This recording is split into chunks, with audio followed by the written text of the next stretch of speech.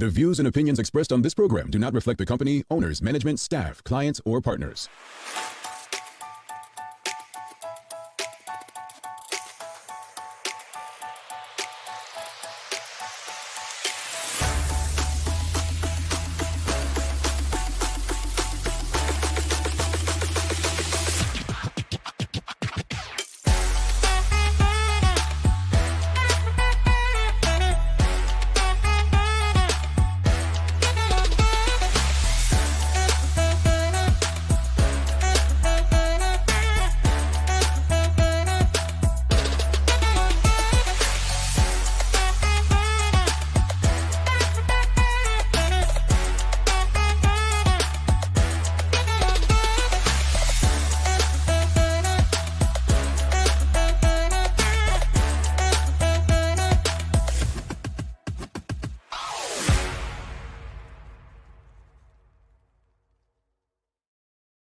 It's Wednesday, the 11th day of December, 2024. Welcome to Bermuda's Daily Talk Show. It's the Daily Hour brought to you by the BAC Group of Companies, Medical House, Lindos, and People's Pharmacy. I'm Jamel Hartman, and Teo Dill will be with us in a bit to bring the latest in the news break brought to you by People's. Happy Wednesday, everybody. How's everyone feeling today?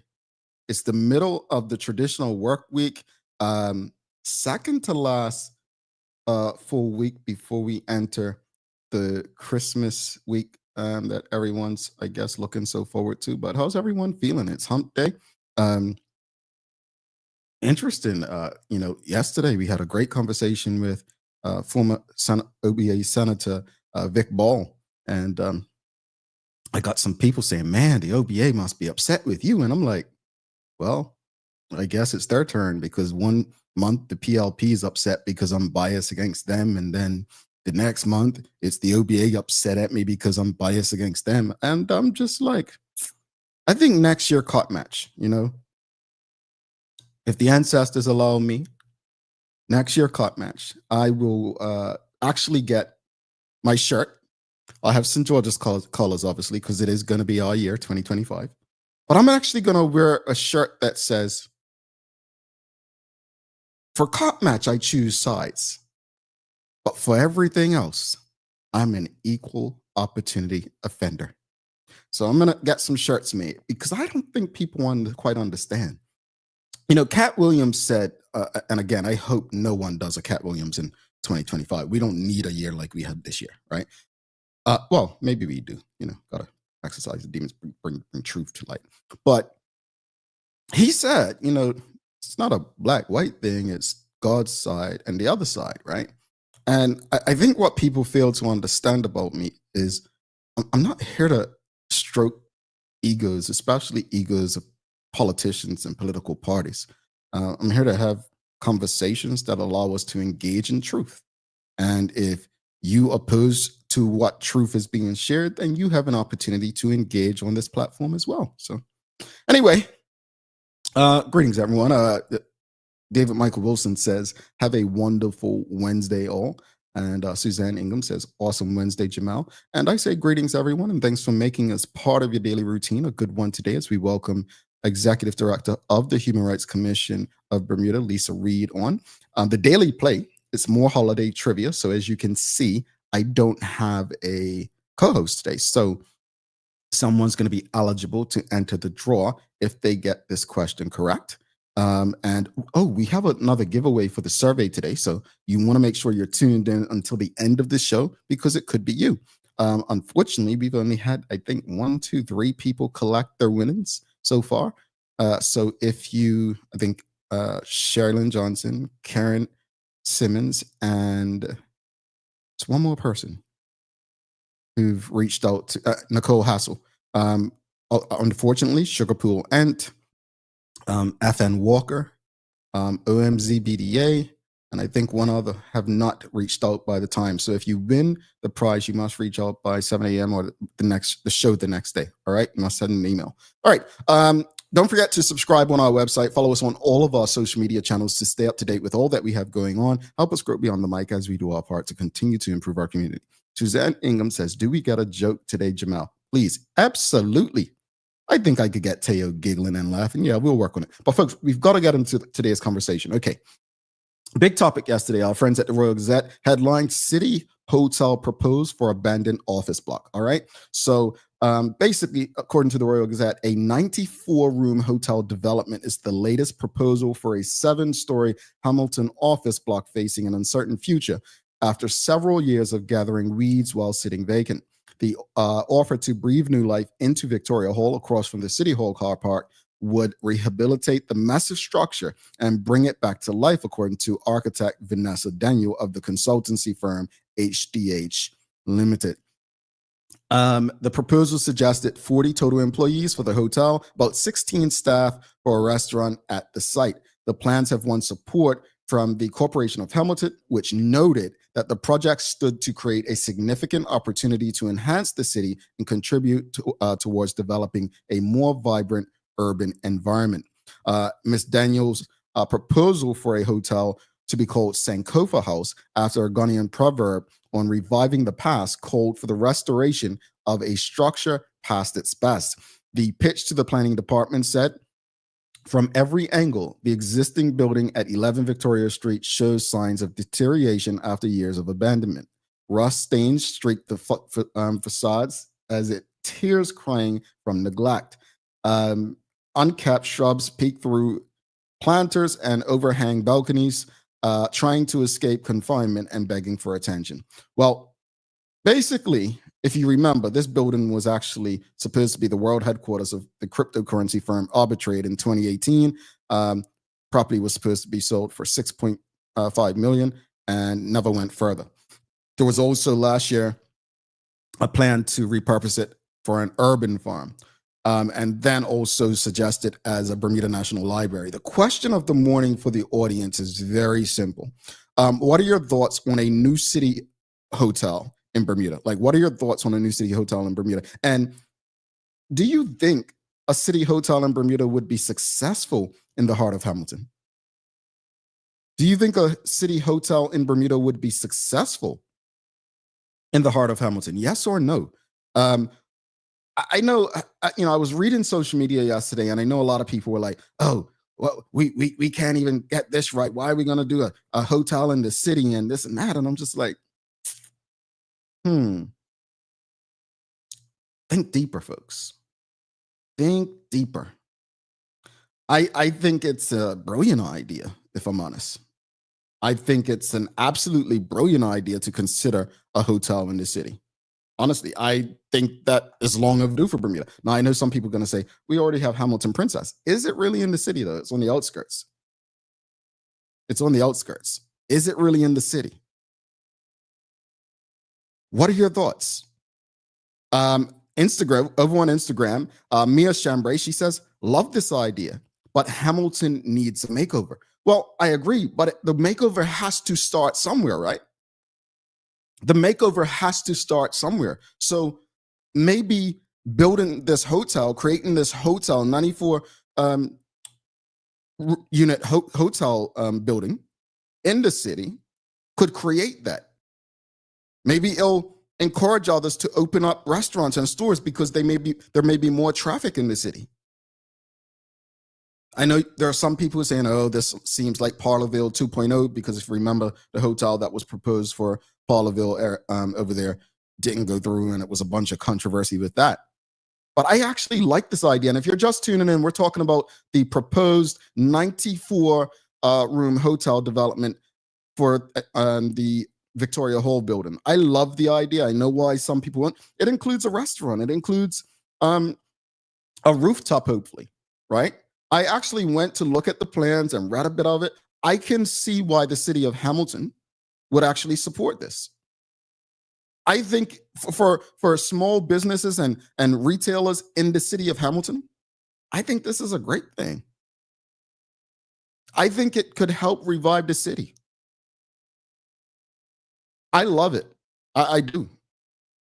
I know you all may feel different, but yes or no, audience, yes or no? Do you think a city hotel in Bermuda would be successful in the heart of Hamilton? Do you think a city hotel in Bermuda would be successful in the heart of Hamilton? Yes or no? Yes or no? WKD Lama says yes, if there is a demand. Hmm. So that's economics. Now, I guess the question is, do we create the demand or do we wait for the demand? Hmm. Let's go back to the audience. Shika Rana says, is Hamilton Princess considered to be a city hotel? It does well. So another city hotel. So would another city hotel, she says. Not everyone enjoys the beach, and it simplifies transportation for visitors. Central location. I'm glad you said that, Shika. I'm glad you said that because in order for Bermuda to progress as a tourism destination, we have to be more than a beach. We have to be more than a beach. Um, Hamilton Princess, I would say, is a city hotel. It's on the outskirts of Hamilton, but it's walkable to the city, right? People can walk right on down in Front Street and to retailers. But something right in the heart, like we're talking bus terminal, right? So if this hotel at Victoria Hall, people literally all they have to do is go outside their door and get on a bus. I absolutely love the idea, folks. Again, feel free to disagree with me, but I love the idea. Whether or not this will come to fruition, that's neither here nor there. But if they can execute this excites me as much as Fairmont Southampton excites the politicians. Yeah. Again, audience, what are your thoughts on a new city hotel in Bermuda? What are your thoughts on a new city hotel in Bermuda? And do you think a city hotel in Bermuda would be successful in the heart of Hamilton? Again, this is based on a report in the Royal Gazette where a 94-room hotel development is the latest proposal for a 7-story Hamilton office block facing an uncertain future after several years of gathering weeds while sitting vacant. That's the old Victoria Hall that they're referring to. So let's go back to the audience. Manuela John says, a hotel in the heart of the city would probably be great for businesses who bring in employees and managers and executives. But why not tourists? Why just the businesses? Or are you saying, yeah, it'll definitely be great for them? But I mean, why not tourists? I mean, when we go to like New York City, we're staying like in the heart of the city, right? Dorian says yes, yes to thinks a city hotel in Bermuda would be successful in the heart of Hamilton. Sean Smith says yes, and hopefully the start of more investment. That's how I'm looking at it. I think if we can get a hotel right in the mix of the city, we can do some things. And that's not the only site. Like I'm thinking, I don't know who owns it, but the old Bank of Bermuda on Church Street, that building, and then down on Reed Street, right down on the road near where 27th Century is. That was it. The Canadian Hotel, is that old building still there? Like I just think there's so much potential if we can get the investment. Suzanne Ingham says, hasn't this hotel plan for the city come up before? I don't think it's a good idea. Tell us why you don't think it's a good idea, though. Why not, Suzanne? And this plan you're talking about before was over on Paulville. That was the plan for Paulville Park, I believe. Karen Simmons says yes. Yes, thinks a city hotel in Bermuda would be successful in the heart of Hamilton. Larry Marshall says yes. I think the business traveler would love a closer stay. Traffic, the only concern for me. You know what? I thought of that. I actually thought of that. I'm like, how would they do traffic? Like they would have to build something where taxis or cars can go in like a driveway or something. Suzanne Ingham says, who is going to execute this plan? Please tell me it won't be us and the public purse. Well, I sure hope not. That is not going to be no government guarantees. I mean, we don't need any more government guarantees. Come on. Farah Palacio says, all these hotels, what tourists do they see know about? Farah, I actually might have to highly disagree with you. There's a lot of tourists in the world. The world has opened up. Bermuda's challenge is that you're before it was like you were just going against Caribbean islands. Now you're going against destinations that didn't once exist. The truth of the matter, and to understand tourism, is people love new things, like new hotels, new investment. All these hotels, that's the problem why Bermuda's tourism has failed. It's not just the experience, it's we don't have hotels. In Bermuda's heyday, we have less hotels than one hotel in Vegas has rooms. We have less rooms than most major hotels in big cities. As a total, we don't have hotels. I haven't said this on this show before, like in a long time. I'm saying I said it a lot, but I just want to remind people what drives tourism. What drives tourism is group travel. We don't have any group hotels, so you're not going to have any tourists. If you have group hotels, that's why Fairmont Southampton is probably the most important project for Bermuda. Stop thinking of tourism as where you as a traveler. Group travel drives tourism. And how group travel works is what my responsibility was for Bermuda tourism when I worked there was incentive travel, right? So it was incentives and conference travel. So that would be like the example I like to use. I'm going to use, so if company A was going to reward their top 25 salespeople, right? And the reward was a trip to Bermuda. So I would go and try to sell them a trip to Bermuda and why it makes sense for them to come to Bermuda. It's, we've got golf, or we've got this, or we got that. That group travel, now, most times that there's 25 people will get to bring a guest, maybe a spouse or a friend or whoever.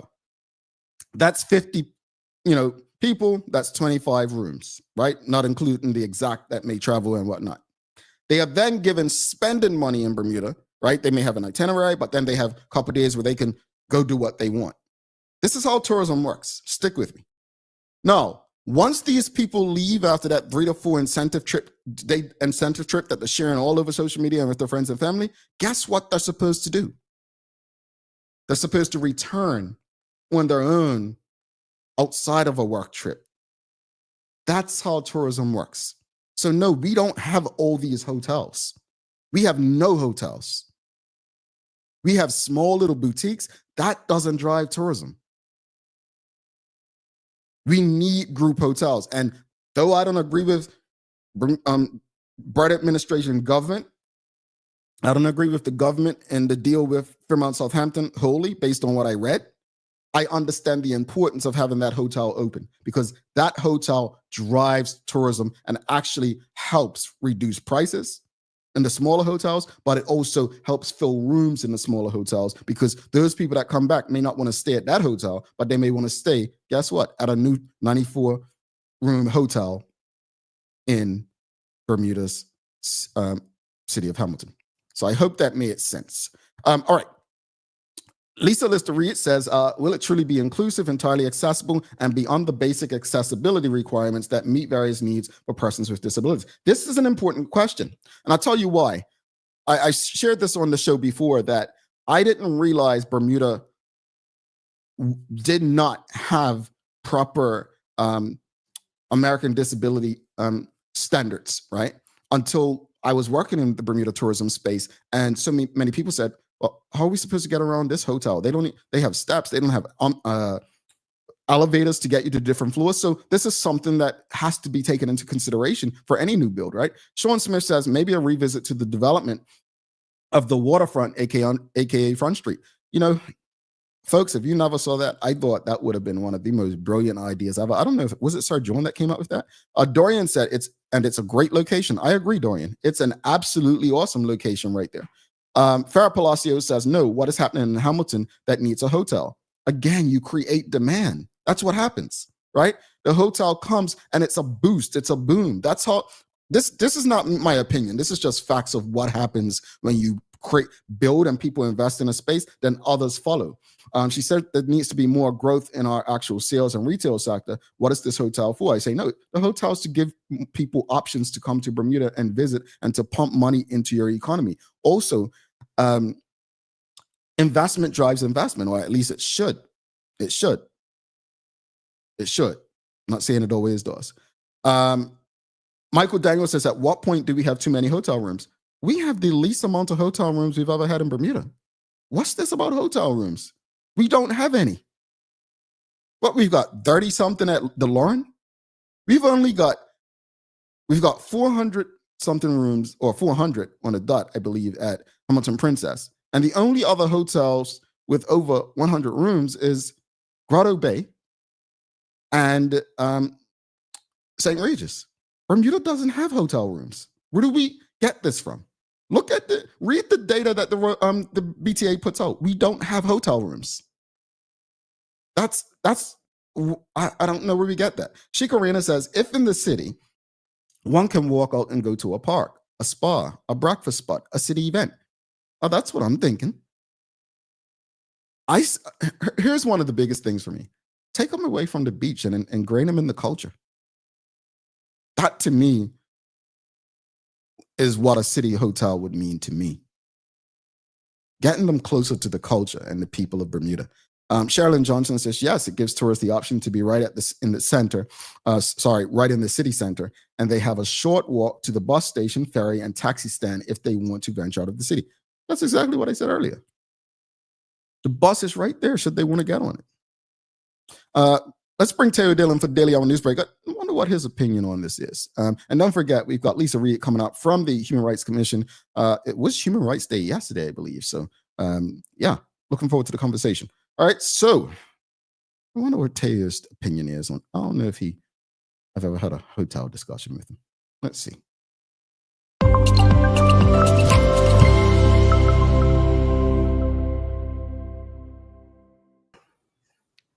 Hey, Tay.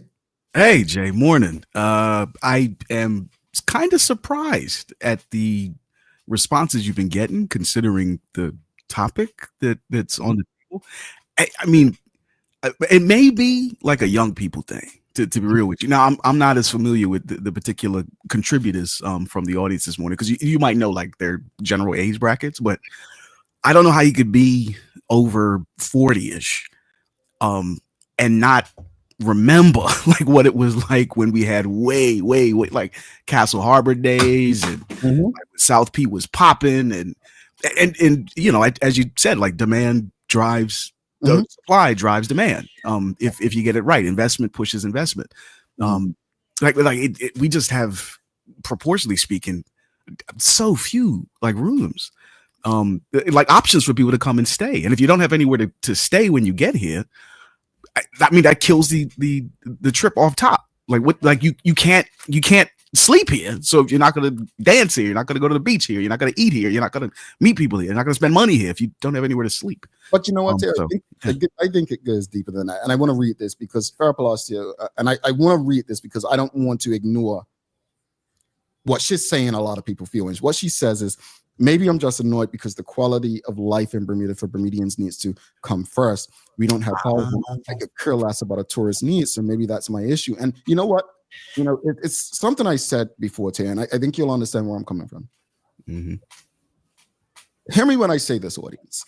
And I say this with love and with an understanding of tourism, not just from a person who's traveled a little, but a person who's worked in that space. I think it's one of the most exploitive industries in the West. So her comment hits me. I get what she's saying. I think it's one of the most exploitive industries in the West. And if you think that's just a far-fetched opinion, people who work in this space usually have to work crazy hours. They don't make as much. If you look at the whole minimum wage conversation in Bermuda, it's around people in these spaces, hospitality and tourism, right? Service, right?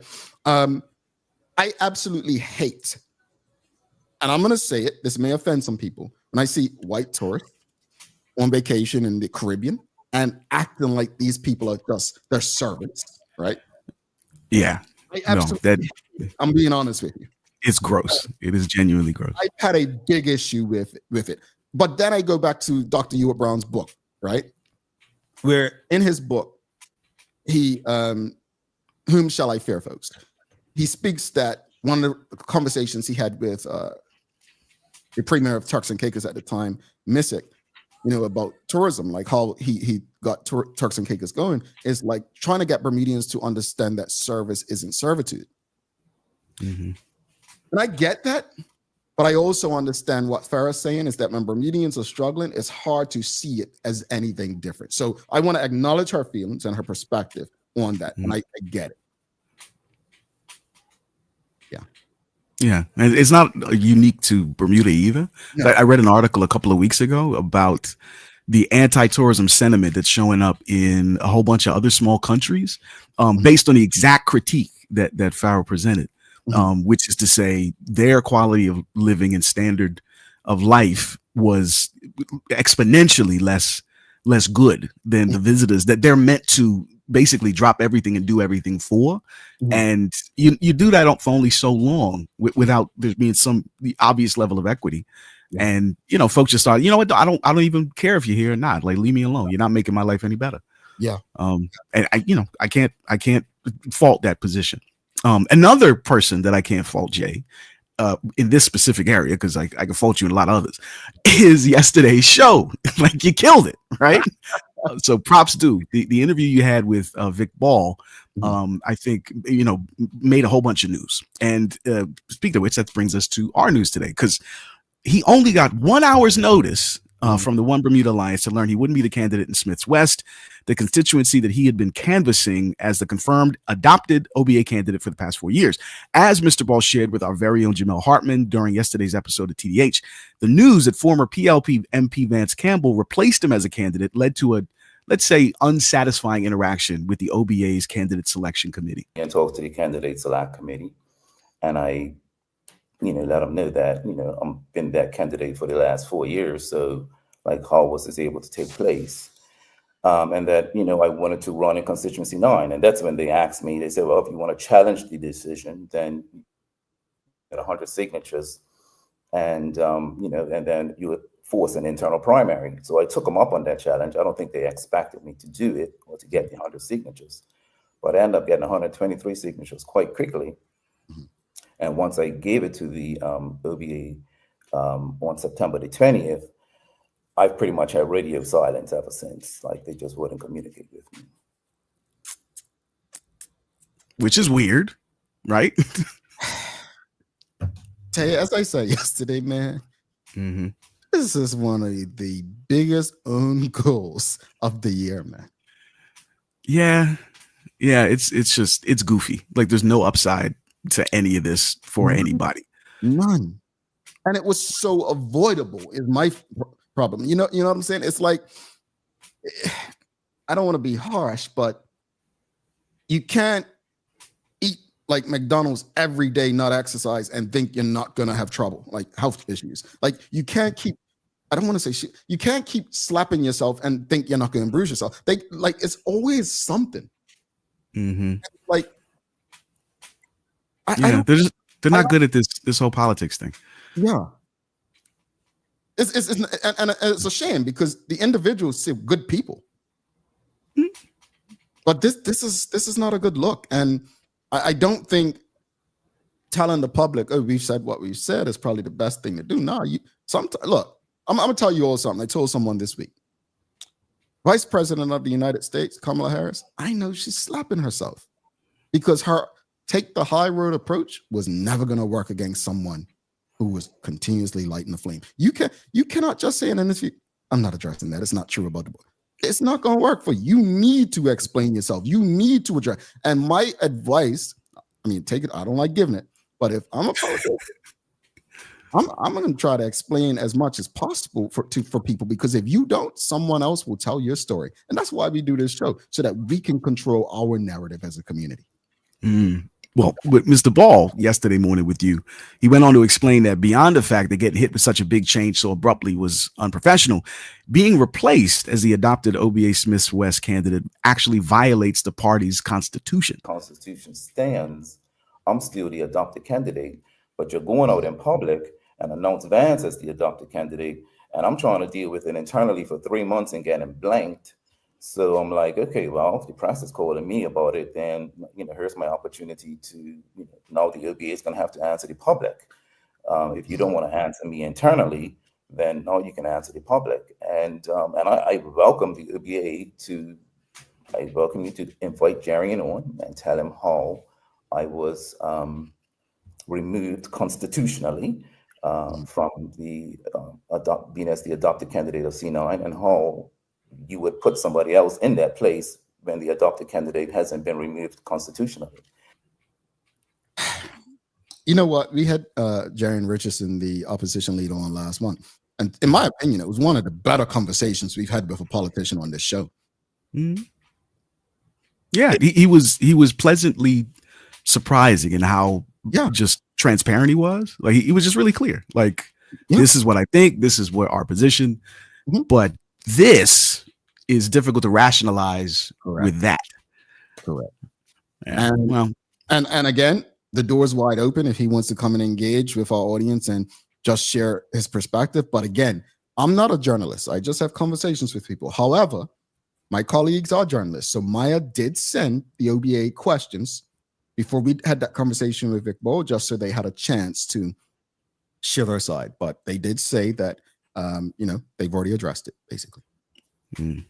Well, to change subjects completely, the recent extension of the UN Convention on the Rights of Persons with Disabilities here in Bermuda is a meaningful step forward, but there's more work to be done to pursue genuine equality for our entire community. This from Minister of Youth, Social Development and Seniors, Tanae Ferbert, in a statement commemorating this year's Human Rights Day. Specifically, she underlined that the Human Rights Commission will be issuing guidance on how to clarify family status within our Human Rights Act in order to, quote, reflect the diverse and evolving needs of Bermuda's families. Also, the ministry is exploring how to protect people from experiencing discrimination in housing on the basis of race, political beliefs, and the source of people's lawful income, such as financial assistance, which is always good news because the greater human rights protections that we have for individuals, the greater protection we've got as a community. Like if one of us is not genuinely free, then none of us are free. So props due for that focus. But as ever, I hear one thing and I start Googling other things. Speaking of being aware of discrimination, there's a whole new, indescribably powerful vehicle for bias to be applied to our lives in ways we don't yet fully understand. That is through AI. You know those image generation apps that we use all the time and they get used for like ads and stuff every second of every day now? It turns out, this might freak you out a bit, but it turns out the computers have been programmed to be kind of racist and kind of sexist. Leonardo Nicoletti and Dina Bass at Bloomberg Technology generated and analyzed more than 5,000 images created by Stable Diffusion. They prompted it to generate portraits of workers in different professions and sorted the images according to skin tone and perceived gender. They found that higher paying professions like CEO, lawyer, and politician were dominated by lighter skin tones, while subjects with darker skin tones were more commonly associated with lower income jobs like dishwasher, janitor, and fast food worker. A similar story emerged when categorizing by gender, with higher income jobs such as doctors, CEOs, and engineers being predominantly represented by men, whilst professions like cashier, social worker, and housekeeper were mostly represented by women. These racial and gender biases were found to be stronger than the reality of what was recorded in the US Bureau of Labor Statistics. For instance, women make up 39% of doctors in the US, but only appeared in 7% of the images. None of that surprises me, Taya. I know. Like it's completely predictable, right? But it's the kind of thing that I don't think we think about enough. We don't. Right? Like if the computers are, the computers are the product of human ingenuity and human failures. Right. So the people that are coding this stuff, I'd be willing to bet money that the vast majority of them are not consciously deliberately setting up these systems to reflect their bias. But that's what happens. That's how implicit bias works. And this is the way that implicit bias works in a whole new way for the 21st century and beyond. Mm-hmm. And I'm really glad that you have Miss Reed on the show this morning, because I don't know if the conversation will accommodate this. We'll have room for it. I'm sure we'll cover that now, Taylor. Like that was, man. But again, we can't expect technology not to reflect man who creates it, right? Mm-hmm. And I think that's the biggest thing that we have to understand is like, the whole thing about the AI making decisions for the insurance company and doing things. No, that was done not by chance, folks. What AI is doing, it's being trained to do that. Humans still have to find a way to operate it. Mm-hmm. That's who design. Like it's not self-generating. Yeah, like we are its masters. Yeah. Okay. Ugh. All right. Well, in other kind of neutral news, we got some more essential maintenance work in our capital city. It's going to start early next year, and it could make it a little harder to get in and out of your favorite grocery store and navigate Front Street potentially. It involves replacing aging pipes in the pump station that carry city wastewater. That building right across from Supermart, you see it reflected there. Now, City Rep explained the work will ensure the continued reliability of the city's wastewater system while elongating the service life of the asset for potentially like a whole bunch of years. Now, here's how it's going to hit you. For the duration of the maintenance, about 6 parking spots for cars and a few more for motorbikes will be unavailable starting next January through mid-February. They're putting in a temporary exit gate to protect the flow of traffic. So, we don't know what that's going to look like, especially at the beginning, because when it snarls, it snarls. So, but I'm saying all this to say, don't be confused when everything kicks in next year. It's coming for an essential reason. And, maybe give yourself 10, 15 minutes extra when you're commuting in the first week of 2025. Oh, well, that ain't going to matter. They're still going to, what's happening. They'll be on those lists on Facebook and going on. You know what's going to happen. I know. I'm trying to do my part to prevent that from showing up as much as it traditionally does. You did your part. How's the weather looking? It's pretty uncomplicated over the next couple of days. Clear skies, comfortable winds, seasonable temperatures, thank goodness, that are not ridiculously chilly like we had late last week. But this is likely to change once we get to Friday because the high pressure that's dominating the airspace is going to weaken, and that'll allow a bunch of clouds and rain to hit the island. Good news is currently the coldest it will get, even on Friday when the pressure changes, it will be in the high 60s. So hope that holds. Cool. Days of the year. I'd like to hear Teo's. Well, it's App Day. Yeah, it's app, like apps that you use on your phone. So National App Day celebrates incredible impact of apps on our daily lives. Apps revolutionize how we communicate, work, and entertain ourselves. So started in 2017, it was established. So how do we celebrate App Day? Explore new apps, leave reviews, ratings, organize your apps, share your favorites, and learn about app development. Host an app party. Support independent developers. Create your app wish list. Audience, what is your favorite app to use on your phone? Teo, what's yours? It's toss up between Audible, the audiobook service that Amazon runs, and Reddit. I'm on Reddit much more than I can defend. Okay. I think my favorite app's Canva. I know that sounds weird. Really? Right? Canva, yeah. That genuinely surprises me. I didn't know you were into that type of art. I use Canva every day. I don't share my stuff, but yeah, I use Canva a lot. Canva made me feel like I don't have to remember everything I was taught in school when like Photoshop. It made me more. Photoshop was complicated if you're not into photography for me. I like video editing and audio editing, but Canva makes everything so much easier. You sound like my wife, man. Like I'm serious. I'm stuck on the Adobe suite of products. They got this new one called Adobe Express for image editing and stuff. It's so easy and intuitive to me, but she messed with it for a minute. She's like, no, this ain't Canva. And she can get like entire projects done in maybe a fourth of the time it takes me to do something, even with the new Adobe Express. So yeah, you and her see eye to eye on this. Graduate, bro. Come on over. Well, audience, what's your favorite app? Farah Palacio says Libby, the library app, and she said time passages for astrology. What else, audience? What else? Well, Teo, fortunately for you, Suzanne asked for a joke today. I think we disagree about the definition of the word fortunately. Where's Teo? I ran away because of the joke. No, the camera heard it and went dead. All right. Here's today's joke. Ready? Yeah. Hey, what kind of car does an elf drive? I'm not sure. You ready? Yeah. A toy Oda. Get it? Elf toy. Oh God. My camera is an insightful, wise device. It knew what was coming. You're not laughing. I can't hear you laughing. I'm not laughing. I gotta send you a list of jokes, bro. I really, really do. This is getting this is becoming a problem. Suzanne liked it. Let's see if Suzanne liked it, then I did my job. Have a wonderful day, brother. Take care, man. I appreciate you. All right, Teo. Thank you, Karen. We asked what's your favorite app. Chic Arena said the weather app, and podcast app. Elevate and Duolingo app, Stacey and Brown and Alf. Nope. She said, I loved it. She said, I have Toyota. I love it. See? All right, folks, don't go anywhere. We'll be back in about 3 minutes with our guest for the day. We've got Lisa Reed. Human Rights Day was yesterday. Always a pleasure having Lisa on to remind us of the importance of understanding our rights. Stick with us. Do not go anywhere. In the meantime, give us a like, a love, follow, share it with your friends, family, colleagues. We'll be back in 3:13.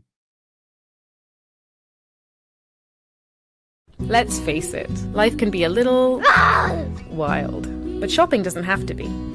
I choose People's, so that whether it's a prescription that needs to be filled, a toy for my little terror, or a gift for a new addition to the family, we'll see about that.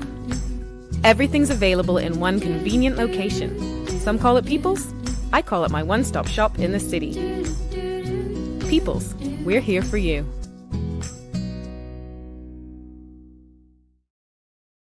Welcome to the new bulk store, Lindo's Next Level. Wake up in the morning with enough coffee to keep you running throughout the entire day. Your pet at home deserves the best. Stock up on dog food to keep your puppy happy. Need a quick tasty lunch at home? Your chicken nuggets will be jumping right out of the freezer. What's a movie night without popcorn? You can never have too much. Lindo's Next Level. Why go anyplace else? Unlock your business potential with BDC's General Microloan, offering up to $30,000 for Bermudian small and medium businesses. Whether it's for inventory, working capital, or equipment, we provide 100% guarantee on approved loans. Simple application, low interest rates, and fast processing. Apply today and make your business dream come true. You won't miss out. Noah's Ark is open 7 days a week for the holiday season and with big savings. Whether it's everyday essentials like dog food or cat litter, or those items you've been eyeing all year like aquariums, our huge 8-page holiday flyer is out now, packed with incredible offerings until December 31st. And we're open every Sunday from 12 to 5 p.m. through to December 22nd. Visit noahsark.pm, view our sales flyer, and join our rewards program. Noah's Ark, your reliable pack care specialist, making your holidays even more special. Live exceptionally with HSBC MasterCard Pay with Rewards. Transform your points into what you love and get closer to winning an unforgettable trip to Dubai or one of 3 luxury experiences in Bermuda. To start following these steps, download the Pay and Rewards app from the App Store or Google Play. Register your HSBC MasterCard credit card in the app. Set your preferences to use points automatically or for your next purchase. Use your HSBC MasterCard for every purchase and redeem your points into rewards. In addition, for every $300 spent with your HSBC MasterCard, earn a chance to win an incredible monthly experience. Terms and conditions apply. HSBC is licensed to conduct banking and investment business by the Bermuda Monetary Authority. Bermuda Trivia, the Black History Edition, is now available at stores throughout Bermuda. Visit bermudatrivia.com or email contact@bermudatrivia.com to learn more. Alrighty, welcome back to The Big Show. I'm Jamel Hartman. It's the Daily Hour brought to you by the BAC Group of Companies, Medical House, Lindo's, and People's Pharmacy. Do not forget to subscribe on our website. Follow us on all of our social media channels to stay up to date with all that we have going on. Help us grow beyond the mic as we do our part to continue to improve our community. All right. Without further ado, let's bring in our very special guest for the day. She's like a colleague at this point. We've got Lisa Reed from the Human Rights Commission. Welcome. How are you? I'm great. It's so good to be here. Thank you for having me again, Jamel. Thanks for stopping by. Thanks for coming. Before we jump into today's conversation, I must ask you, what's your favorite app? It's App Day. What's your favorite app to use? Libby. Oh my goodness. The fact that all of these amazing books are available at the Bermuda National Library via the Libby app, I've read 7 books since September. And I'm not a really, really big book reader. Mm-hmm. My favorite app, absolutely. Okay, Libby getting some love this morning. Okay. Yeah, I always fascinated. I'm fascinated that when I ask people their favorite app, I'm always encouraged when they don't say like a social media one. Because I'm like, It's so much more to the internet than social media. But anyway, thanks again for doing this so early in the morning.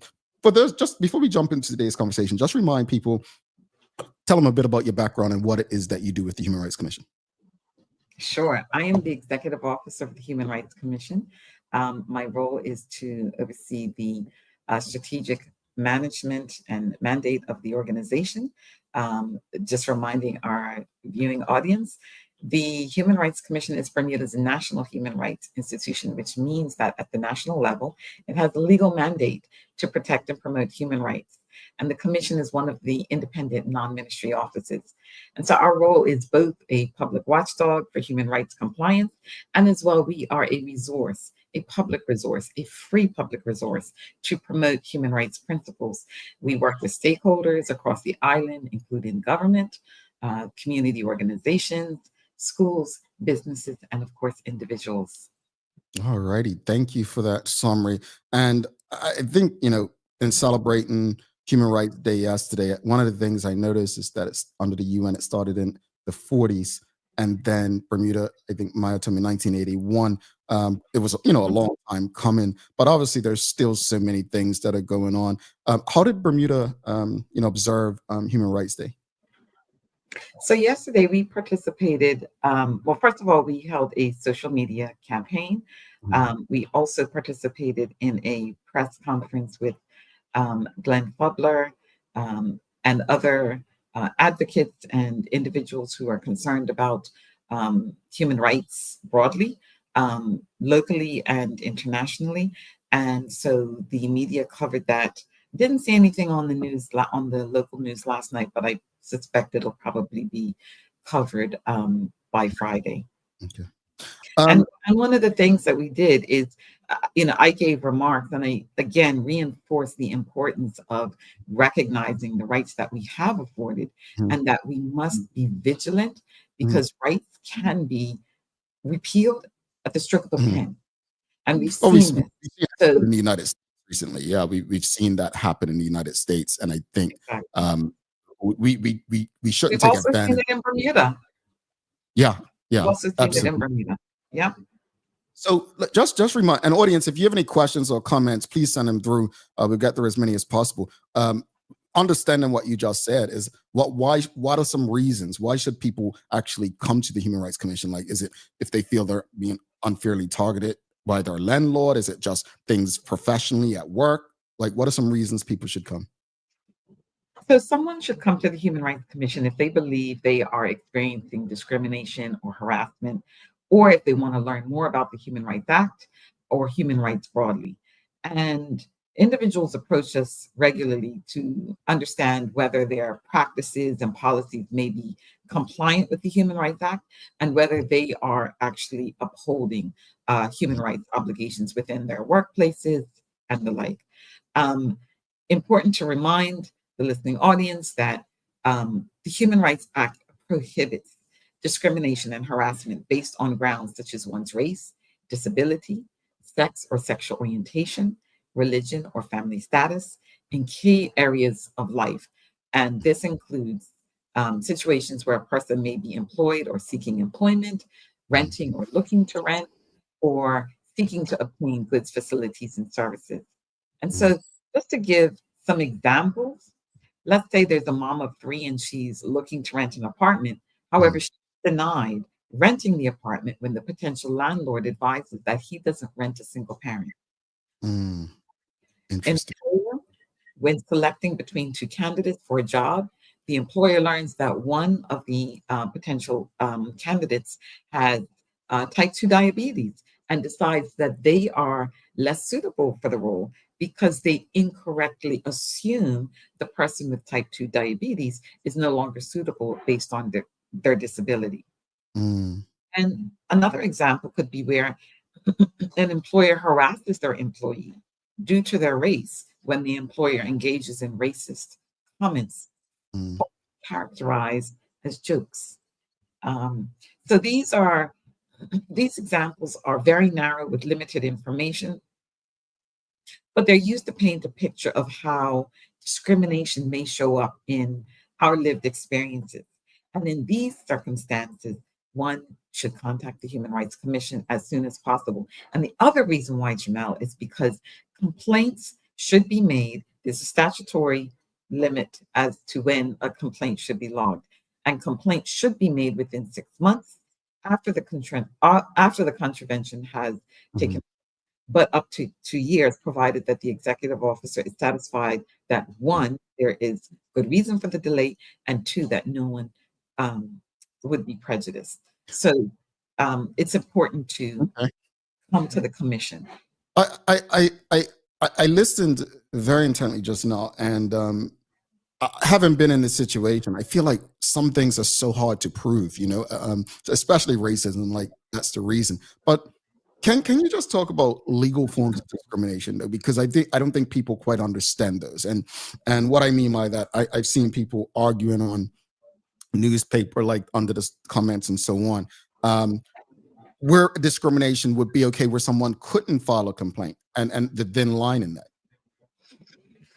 So the first thing I would say is anyone who experiences, so let me just give how I think about discrimination on the most narrowest basis without even looking at the legislation. Sometimes it's that gut feeling that something just doesn't feel right. So individuals should document what they are either observing or experiencing.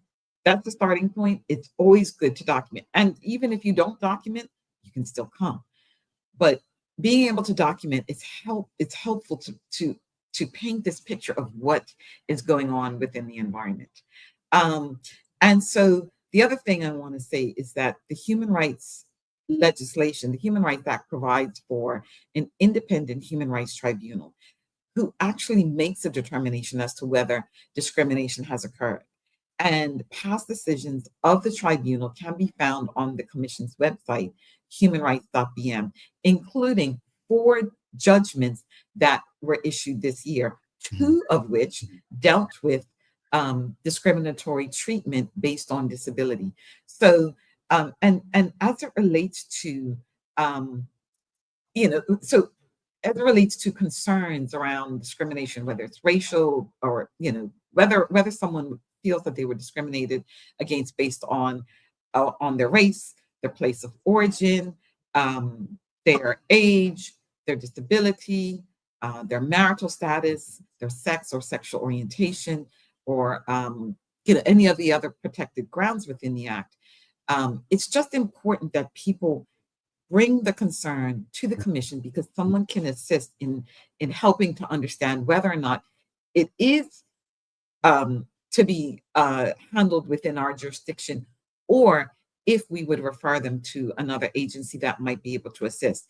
And that's the key, is when someone feels aggrieved, when someone feels that their human rights has been infringed, or believes that their human rights have been infringed. It could also be an example where the jurisdiction of the legislation does not take effect, but we're going to try and refer people to where they can get service. So for instance, if it's employment related and the complaint does not appear to disclose that there's discriminatory elements, but it impacts their employment, we're going to refer them to labor.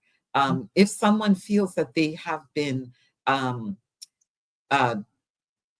what's the word I'm looking for? Not harassed, violently. Like for instance, there have been instances where someone has come to the Commission and they've expressed that they've been violently attacked. So we're going to refer them to the police. We might refer them to, if it's a woman, we might refer them to the Women's Resource Center. So we're going to try and get individuals to where they can receive services if it's not discriminatory. I want to go back because I want clarity for the audience. When I was asking about legal forms of discrimination, you gave the classes, sexual orientation, race, religion. But I think, I guess in terms of proving it, is if someone came to me to apply for a job and I operated a nursery and they had a criminal record, it's important to remember criminal record is not a protected class, number one. And then number two, if it's a nursery with children and they have offenses that are around children, let's say they're in a bank and they've been caught stealing, just getting people to understand that you can be discriminated against in that respect, but if you think it's something else, you can still file a report, right? So if you think it's race, That's correct. record, right? So let me just also say that criminal conviction, there are protections for criminal conviction. Let's give an example. Okay. And someone who applies, let's say someone has, previously been charged and found guilty within the courts of financial impropriety. Let's say they were a teller and they worked at the bank and they stole money. Okay. The act provides protection from the organization to hire that person into another role where there might be, close association with financial responsibilities. However, that doesn't mean that the person can't be, administrator or working security within that organization. So there are protections. Same thing with if there was some. Oh, I know what I was going to say. So there is also bona fide occupational protection. So, for instance, if let's say I wanted to hire someone, a caregiver for a parent, and the parent is a female, there might be in part of the desire to hire someone to be a caregiver, there might be the desire for an individual to be female as well. And so there are protections for that individual or applicants to be squared off as being female. So there are occupational justifications, but it has to be justified. So it can't simply be, I only want to hire women for this job. There has to be a documented occupational requirement. Got it. Okay, makes sense. Let's transition because this year it was about disability and inclusion, and one of the things that really annoyed me in working in an organization that was so focused on DEI, and it came across like optics. So everything seemed like, oh, let's focus on LGBTQ and Black, right, on race, right? And I was like, well, do we meet these standards as a destination? And it was so many different disabilities. Autism was one of them as well. So where are we with, can you share any updates on where we are with disability and inclusion consultation that was conducted earlier this year? Sure. So we launched our survey in June. Throughout the summer, we held a number of focus groups. And then in October, we concluded the entire public consultation with a community conversation. And it featured incredible guest speakers. I'm just going to list them out. Thea Farbert, Shaiwan Harris, Esme Williams, Patrick Reed. And the full video of this event is available on our Facebook page, which is Bermuda Human Rights Commission. And as a result of the public consultation, we actually compiled all of the data, collected all of the data, compiled it, and it's currently in a draft form. We are on schedule to complete the report by the end of this year, and the intention is to present it to the government with recommendations on our observations of how to advance disability inclusion. We know by the number of complaints that we've seen over the past several years, the Commission has logged disability is one of the most frequently identified grounds of discrimination over the past 6 years. And Jamel, we know that despite the legal protections that are in place for people with disabilities, discrimination occurs frequently, and we know that policies, practices, and attitudes in Bermuda are not reflective of the standards in terms of protecting the rights of people with disabilities. Indeed. And I think it's long overdue. I am happy to see that. Like I said, my time working in tourism, I didn't even realize it until it kept coming up. And I was meeting with different organizations and corporations outside of Bermuda about these things. So it's about finally addressing something that we should have. Exactly. And it's really looking at who's missing. I think it's commonplace. And so if we take, big business, there could be instances where across the boardroom table, you see people of a certain demographic. And it's asking the question, well, who's missing? Right. You know, who is missing from the decision-making process? Who is missing from contributing to making this organization or this environment that much stronger by the contributions by many people who simply want to participate in society Yeah. and are skilled and able to and should? Yeah, that's a great way to look at it. Who's missing? Just let's if before you head out, let's walk people through the process of logging a complaint or query with the Human Rights Commission. What does that look like? So in essence, contact the office. Call us at 295-5859. Visit us at Human Rights Commission, Milner Place, 32 Milner Place, which is on Victoria Street. Email us at intakes@humanrights.bm. Visit our website at humanrights.bm. Follow us on Facebook at Bermuda Human Rights Commission. Follow us on Instagram, BDA HRC. In order to make an intake, you simply call or email in, or you can log it on our website, and someone will assist in helping, whether it's a complaint or a query, or to learn more about human rights broadly. Talk about accessible. My word. What do you want the audience to take away from conversations like these? Like what do you hope they take away when you come and you share this information? Because people face a lot of things silently. Mm-hmm. So true. So true. I want to emphasize and want to remind the audience that everyone has a role to play. I think sometimes we think about human rights as lofty. We think about, when we think about, say, the atrocities that are going on in various forms, various parts of the world, such as Palestine and Myanmar and Haiti, and we think it's things that happen far away. And oftentimes we don't think about the fact that these rights belong to us here, and we have an obligation to uphold them here and everywhere we are. And so it's the little things that we can do to speak out that makes the impact. So everyone has a responsibility to ensure that people can access their full rights and freedoms in all spheres of life in Bermuda. Human rights are brought to life in both large and small ways.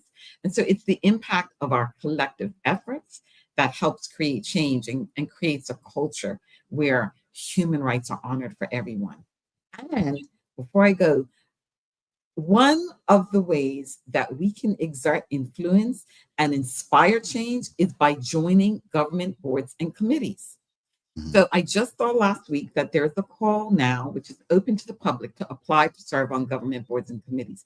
And so I encourage anyone who's interested in promoting human rights and disability inclusion to apply to serve on various areas of interest. And when we think about boards and committees that need voice for various areas, it's planning. We talked about it this morning. You talked about it this morning about new development. Why is it that we continue to see new development that excludes these basic principles of building codes? Yeah. So Department of Planning, we see it with education there. Many people who don't feel that the education system reflects, the needs of the students that are coming through. Transport, we know that transportation systems in Bermuda are not inclusive. So I think it's important that we champion people's voices in decision-making processes. Indeed. Absolutely. I saw that come out. People get involved. That's the best way to be a part of what we seem to be concerned about when it's time to complain. Lisa, thank you so much for this conversation. And we've had a great 2024. About 4 times you've been on. So thank you for keeping this information front and center with our audience. Wishing you a great holiday and a wonderful day. Thank you, Chanel. You as well. No problem. Talk soon. Lisa Reed, folks, if you appreciated the conversation and information, please give us a thumbs up, a love, a like. Make sure you share the information with your friends, your family, your colleagues. We're going to take our final break. We'll be back in 2 minutes, 41 seconds. I'm going to call someone's name who done the survey, and they will win a $50 gift card to Lindo's. Stick with us. All right. Who was the first woman to become not just the first female opposition leader in Bermuda, but throughout the entire British Commonwealth. Dame Lewis Brown Evans. Hey, buddy.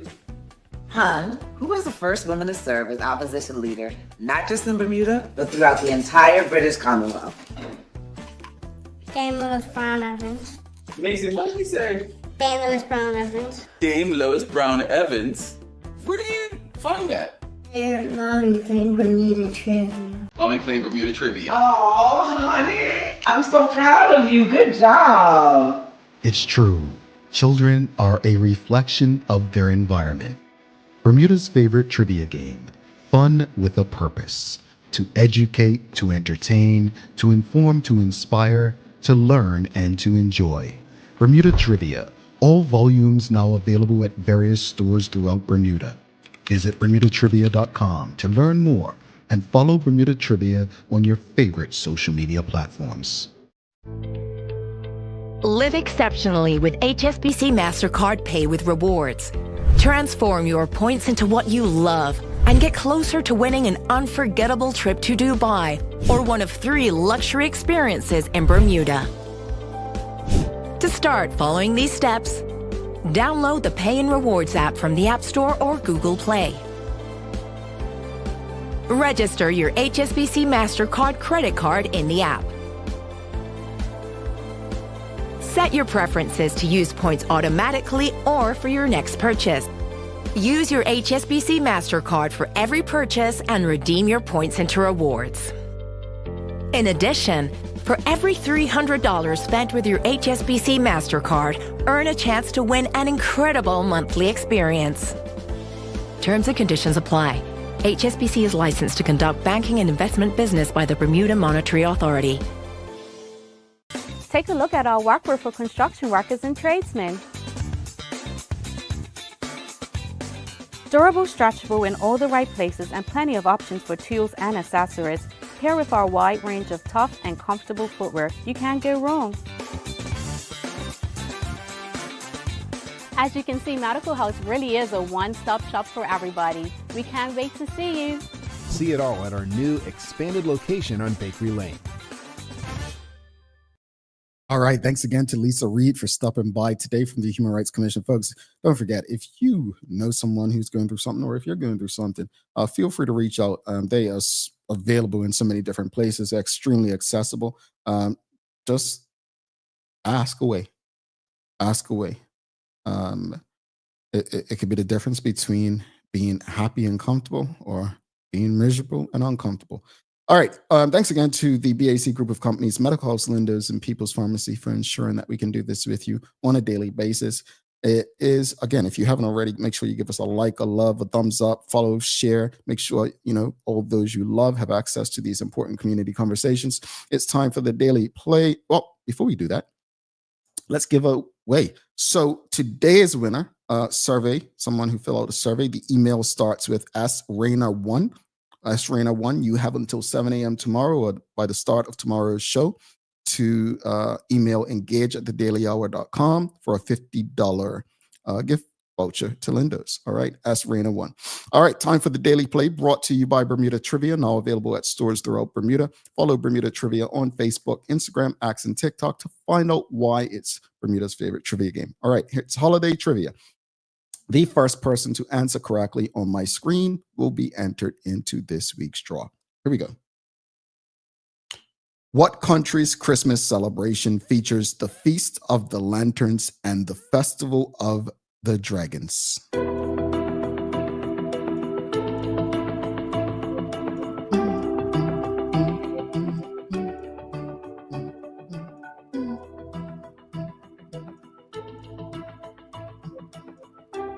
Wow. Karen Simmons showed up first. Wow. Hold on. Yeah, it is China. I was like, make sure it's not India. Karen Simmons, China. It's not Japan, close, but China. Karen Simmons said it first, so we'll put Karen in. Suzanne said it second, and Manuela John said China as well. Nana Pam said Japan. Switzerland, said Mark L. C. Phillips. He went to Europe. China said Stacey Ann Brown, and Japan, Manuela John. All right, so let's enter. Maybe Japan does it as well, but the answer on here was China. So let's give Karen Simmons is in there twice this week. All right, so we've got Karen, Shawnette, and Karen. All right, audience, let's wrap it up.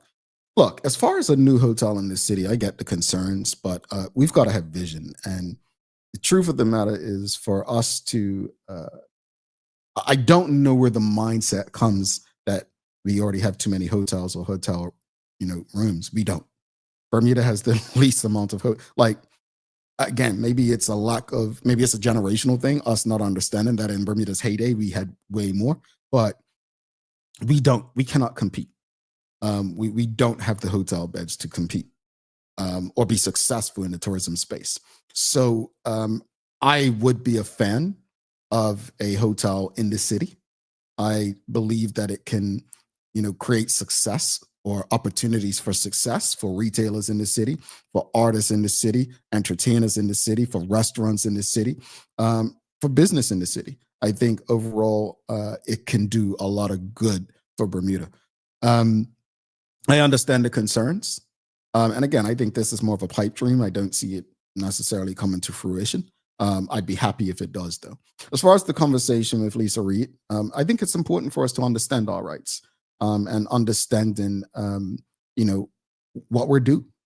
And if you don't know, there's a lot of information where you can retrieve it and find out. So I'd encourage people to do their best to find out.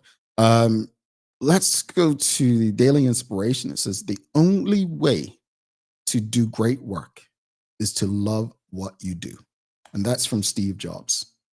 That's from Steve Jobs. All right, audience, don't forget to subscribe on our website. Follow us on all of our social media channels to stay up to date with all that we have going on. Help us grow beyond the mic as we do our part to continue to improve our community. Thanks again to our partners, the BAC Group of Companies, Medical House Lindos, and People's Pharmacy, for ensuring that we can do this with you on a daily basis. As always, we appreciate you, we love you, and we thank you for making us part of your daily routine. If all goes well, we'll be back to do this again with you tomorrow. I'm Jamel Hartman. Please do make it a safe and a great day. We are out. Peace.